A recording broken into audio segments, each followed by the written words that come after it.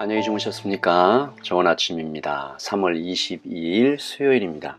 우리에게 주신 하나님의 말씀 마태복음 23장 1절부터 12절까지 말씀 함께 보겠습니다. 예수께서 다시 비유로 대답하여 이르시되 천국은 마치 자기 아들을 위하여 혼인잔치를 베푼 어떤 임금과 같으니 그 종들을 보내어 그 청한 사람들을 혼인잔치에 오라 하였더니 오기를 싫어하거늘 다시 다른 종들을 보내며 이르되 청한 사람들에게 이르기를 내가 오찬을 준비하되 나의 소와 살찐 짐승을 잡고 모든 것을 갖추었으니 혼인잔치에 오소서 하라 하였더니 그들이 돌아보지도 않고 한 사람은 자기 밭으로 한 사람은 자기 사업하러 가고 그 남은 자들은 종들을 잡아 모욕하고 죽이니 임금이 노하여 군대를 보내어 그 살인한 자들을 진멸하고 그 동네를 불사르고 이에 종들에게 이르되 혼인잔치는 준비되었으나 청한 사람들은 합당하지 아니하니 내거리 길에 가서 사람을 만나는 대로 혼인잔치에 청하여 오라 한대 종들이 길에 나가 악한 자나 선한 자나 만나는 대로 모두 데려오니 혼인잔치에 손님들이 가득한지라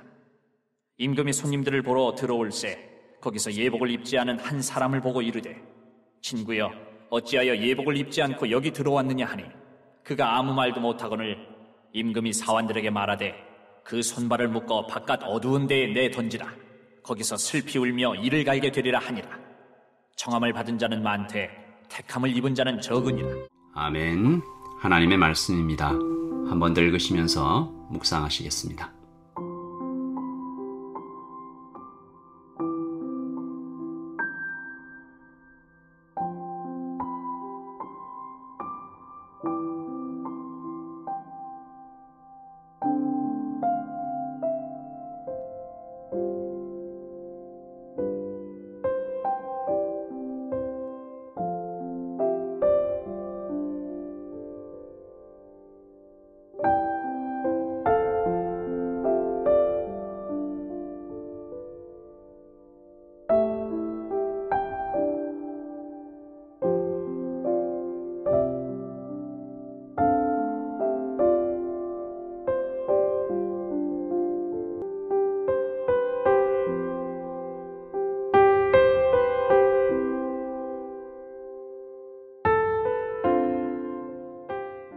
어제 22장 마지막 부분 좀 살펴봤는데요. 예수님께서 사두개인들과 바리새인들의 입을 막으시죠.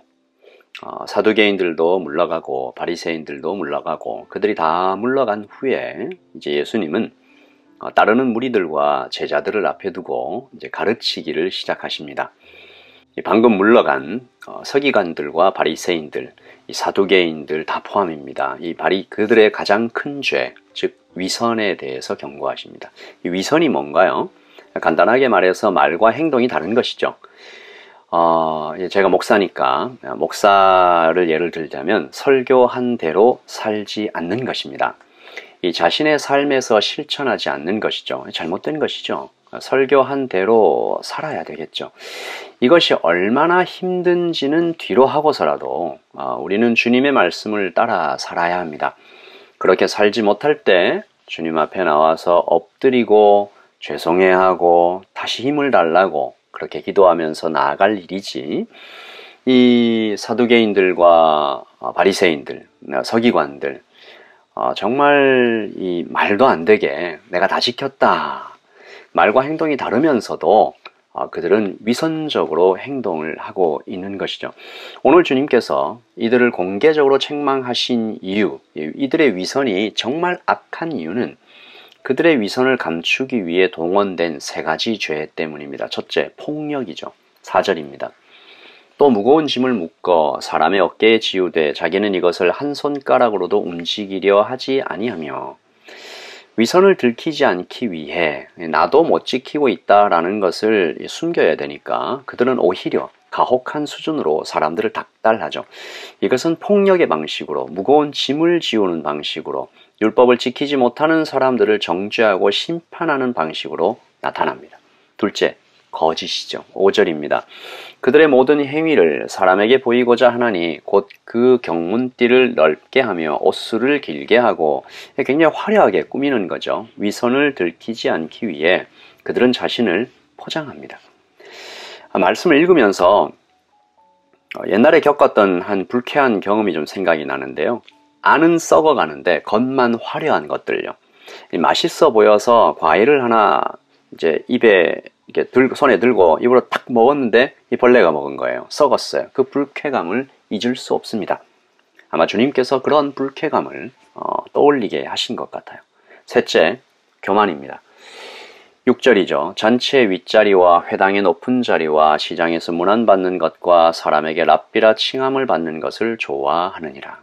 위선을 들키지 않기 위해, 숨기기 위해 그들은 자신을 높입니다. 위선은 그러니까 반드시 교만과 결합하는 것 같아요. 그러니까 그 복잡하고 어려운 율법을 다 지켰잖아요. 얼마나 사람들의 존경을 받겠어요. 그러나 거짓 위에 쌓아 올린 존경이죠.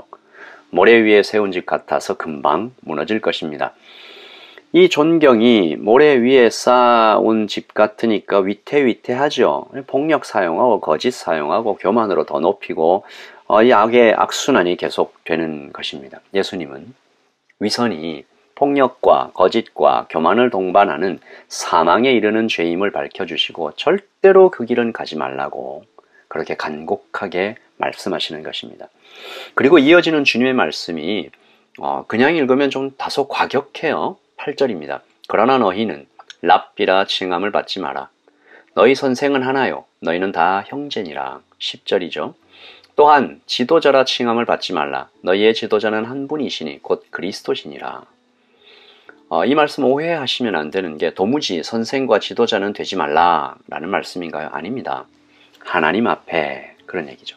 하나님 앞에서 너 자신의 위치를, 너의 아이덴티티를 잊지 말라. 여기서 우리가 굉장히 중요한 영적 원리를 하나 배웁니다. 사실 영적 원리라고 이게 좁혀서 얘기하기도 좀 그런 것이 자연의 원리죠. 인생의 원리입니다. 여러분 잘 들으십시오. 권위 아래 있을 때 권위를 가집니다.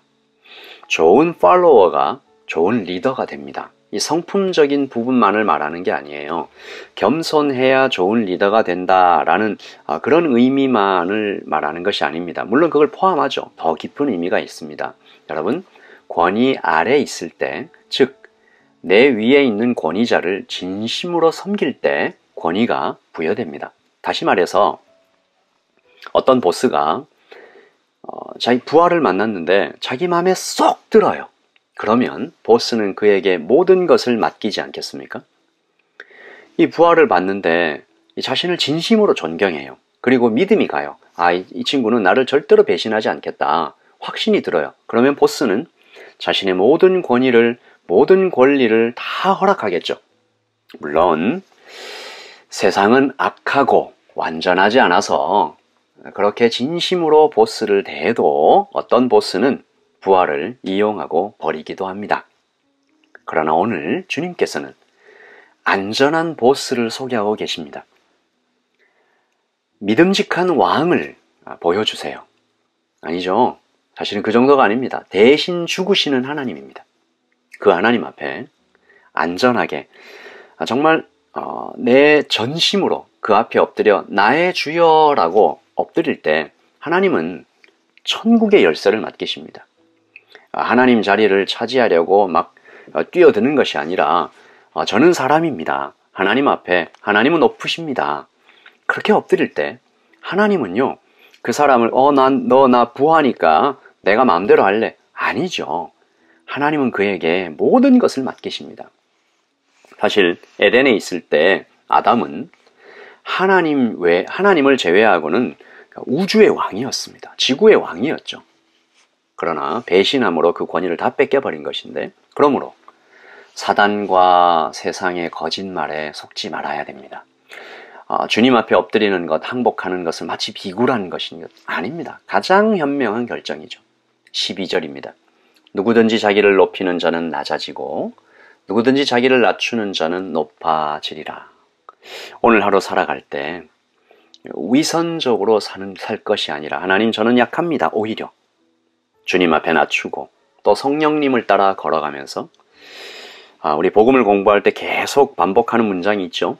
나는 내가 생각하는 것보다 훨씬 더 끔찍한 죄인이며 나는 내가 생각하는 것보다 훨씬 더 큰 은혜를 받았다.